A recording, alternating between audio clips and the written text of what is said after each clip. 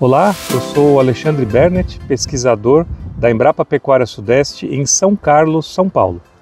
Hoje nós vamos falar sobre práticas de manejo de pastagem que podem mitigar as emissões de gases de efeito estufa. Mas quando a gente pensa em gases de efeito estufa, da onde vêm esses gases dentro de um sistema de produção?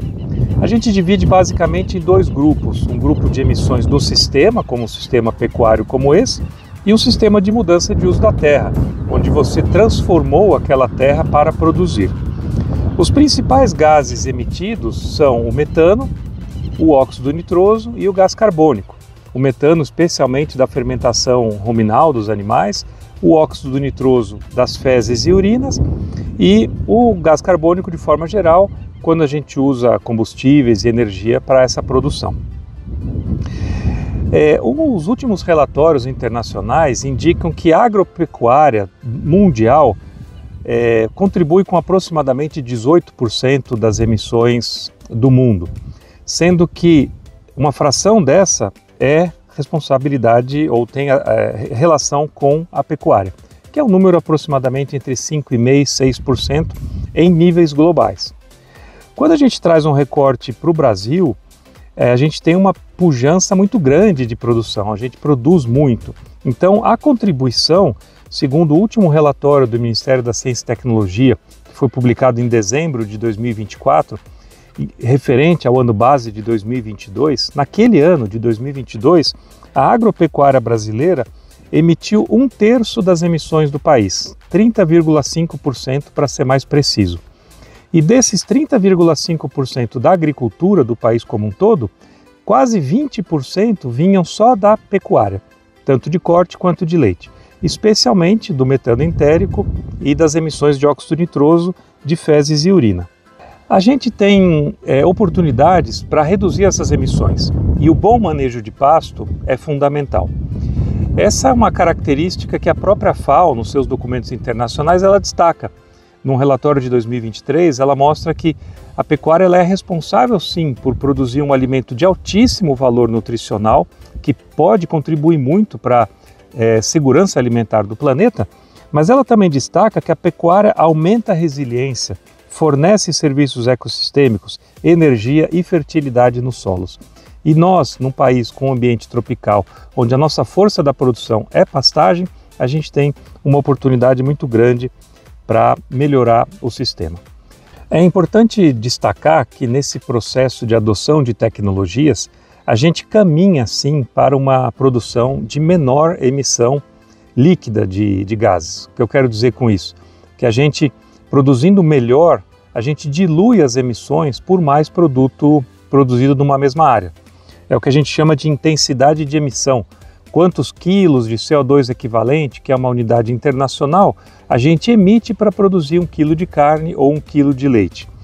E quando a gente adota tecnologias, a gente sim reduz a necessidade de novas áreas de pastagem e, ao contrário, a gente libera áreas de pastagem para outras atividades, seja de produzir grãos ou produzir energia ou fibras, porque nós estamos mais eficientes no uso daquela pastagem que nós já temos disponíveis. Existem informações compiladas por importantes empresas que mostram que a gente, desde 1990 até 2024, nós reduzimos nossa área de pastagem de 190 para 160 milhões de hectares e aumentamos a nossa produção em toneladas de 4 para 12. Para a gente alcançar um balanço de carbono mais favorável, a gente pode didaticamente dividir esse conjunto de tecnologias em 3 pilares. O primeiro pilar é um pilar onde a gente interfere diretamente na fermentação, onde se produz o metano dentro do rumen, principalmente utilizando aditivos, rações e pastagens com melhor qualidade, como essa que nós vemos aqui do lado esquerdo de vocês. Uma pastagem que tem melhor digestibilidade, maior digestibilidade, maior teor de proteína. Isso favorece o rumen a fermentar o alimento numa via que produz menos metano. O segundo pilar é um pilar mais amplo de adoção de tecnologia que contempla desde o melhoramento genético, todos os aspectos de nutrição que de novo estão relacionados com boas pastagens, uma boa nutrição ela vai permitir uma reprodução mais eficiente, vai deixar o animal menos doente, menos suscetível a doenças, a enfermidades, a saúde do animal vai ser melhor. E importante destacar também que animal que não passa fome também está com o seu bem-estar mais assegurado. Tudo isso contribui para o segundo pilar de tecnologias. E o terceiro pilar, ele é o pilar da remoção de carbono, porque o balanço é uma diferença entre o que se emite e o que se remove. E essa remoção de carbono pode acontecer nos solos das pastagens e nos troncos de árvores de sistemas integrados, como já foi discutido aqui em outros módulos do curso. Dentro desses conjuntos de tecnologias, eu vou me atentar mais ao primeiro pilar e ao segundo, que tem mais relação com as pastagens. A nossa equipe e as equipes de pesquisa do Brasil, elas buscam sempre apresentar os seus resultados de pesquisa em bons artigos científicos publicados em boas revistas. Isso é para que os nossos resultados sejam avaliados por experts internacionais que avaliem criticamente se o que a gente fez é bom. E quando a gente publica numa revista boa, é um atestado de qualidade daquilo que a gente faz aqui no campo. E essa pesquisa é diretamente aplicada, o conhecimento dessa pesquisa é diretamente aplicado ao dia a dia da produção no Brasil. Eu vou dar alguns exemplos aqui.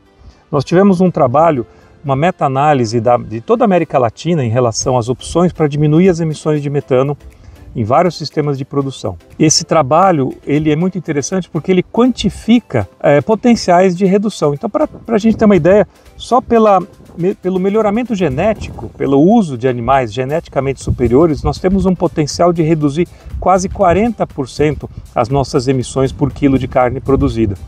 Por que isso? Porque um animal que é geneticamente superior, uma fazenda ao decidir usar uma genética superior, ela não vai deixar esse animal passar fome, não vai deixar num pasto ruim, não vai deixar de vacinar, de cuidar contra a berna e carrapato. Então, ele usa um conjunto de tecnologias para que aquele animal superior consiga expressar todo o seu potencial genético. Então, essa é uma estratégia que tem um potencial de 40% de redução. Nós também temos aqui na Embrapa Pecuária Sudeste trabalhos com pastagens consorciadas, que aliam as gramíneas com as leguminosas para oferecer mais nutrientes para os animais. As leguminosas são mais ricas em proteínas, folhas delas, frutos que os animais consomem. Então isso ajuda na digestão. Mas as leguminosas também têm essa característica muito importante de fixar o nitrogênio no solo e nos seus tecidos, através da fixação biológica de nitrogênio, que são bioinsumos que